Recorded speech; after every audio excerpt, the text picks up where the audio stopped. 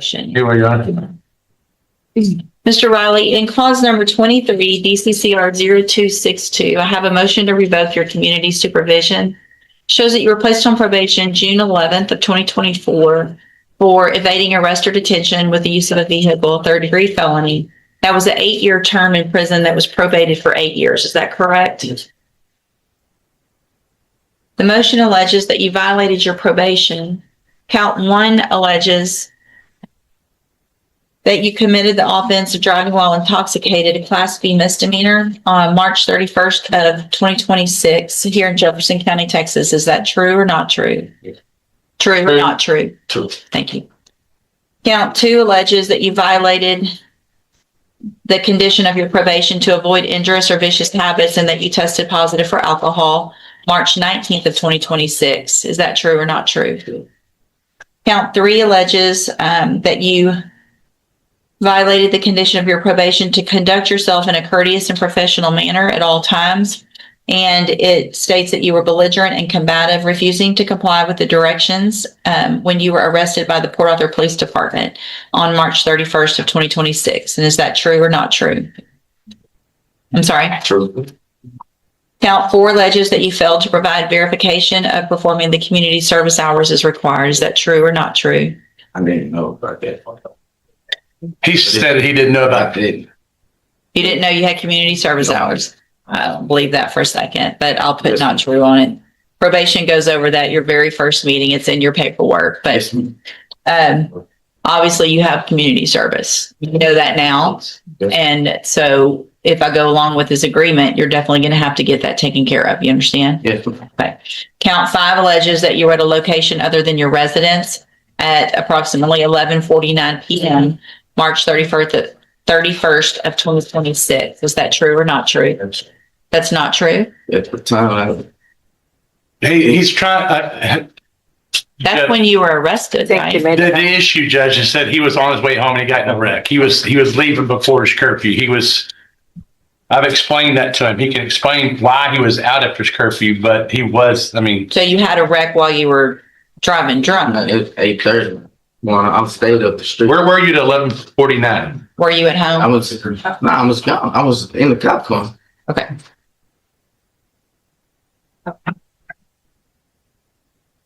But the reason you weren't at home before curfew is because you got in a wreck, Yes, ma'am. because you were driving drunk. Yes, ma'am. So it's also fair to say, don't you think, that you weren't at home for curfew because it was your own fault because you had a wreck Yes, and you were driving Yes. drunk? Okay. So is that true or not true that you were out past curfew? Count 6 alleges that you provided a urine sample, which this is the same really as the other one. This says he tested positive for alcohol. Yes, will be. So, okay, count 7. Same with 7, Judge. I think maybe we could just move to 8 and be finished with it. Okay, yeah, those are the same. Count 8 alleges that you failed to submit to alcohol and or drug screening February 6th of 2026 and March 9th of 2026. And is that true or not true? True. And then count 9, that was count 8, I'm sorry. Count 9 alleges that you failed to pay your court assessed fees as directed. As of April 2nd of 2026, you were $685 behind. Is that true? Yes, true. Okay. Did you enter your pleas of true to counts 1, 2, 3, 5, 8, and 9 freely and voluntarily? And did you plead true to those because they're actually true? So this agreement says Safe P from the beginning. Am I to assume that Right. he's already been through Safe P? I think if the court would allow, Ms. Cole has some things to add about that and a little bit about his attitude for the court to maybe help us get off on the right track if you follow this agreement. I did also inquire with Port Arthur Police Department yesterday about that new offense. It has not yet been submitted. This court does follow this agreement. I will ask that they submit it this week so that he can enter a plea to it because I'd like it for the conviction. For sure. How are you, ma'am? Good, how are you? Would you please raise your right hand? Do you swear or affirm the testimony you're going to give in this hearing will be the truth, the whole truth, and nothing but the truth? Yes, sir. Thank you. Mr. Riley did complete the entire SAFE continuum. So he went from the unit placement to the residential aftercare to the 9-month outpatient aftercare. Right when I was getting ready to transfer him to another caseload, he had the incident with drinking and driving. I went and saw him at the jail, and the problem that we've had is his willingness to take accountability. So giving him another opportunity to go through the program from the beginning, hopefully he'll learn some accountability. If not, he's going to keep repeating the same circle. You understand what she's saying? Yes, ma'am. Which is kind of what I heard a little bit today. You know, just trying to take some responsibility, but not full responsibility.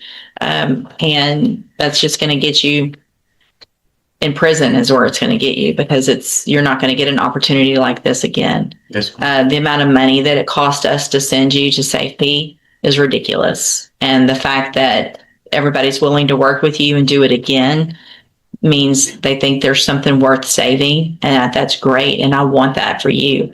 But it's going to take you accepting responsibility for everything in your life and making complete change. Yes. Is that what you want to do? Yes, ma'am. All right. State tenders number 1. No objection. It's admitted in the evidence that Mr. Riley is not competent. No, Your Honor. All right, sir, I'm going to find that you entered your pleas of true to counts 1, 2, 3, 5, 8, and 9 freely and voluntarily. Find those counts true. Find sufficient evidence at this time to revoke your probation, but I'm not going to do that. I'm going to follow this agreement. I'm going to continue you on probation. I'm going to order that as a condition of your probation, you enter and successfully complete the SAFE program. Take advantage of it, learn from it. You should have all the tools when you get out of SAFE to never make these mistakes again. Yes, ma'am. Because if you do, you've already agreed to an 8-year sentence. So if you're back in here, you're looking at that 8 years that you've already agreed to. No negotiations. If you violate your probation, is the 8 years. You understand? Yeah. All right. So I'm going to hand you the trial court certification that shows this was an agreement that I followed, and so you waived your right to appeal. I wish you the best of luck, sir. It's print. Give me just a second.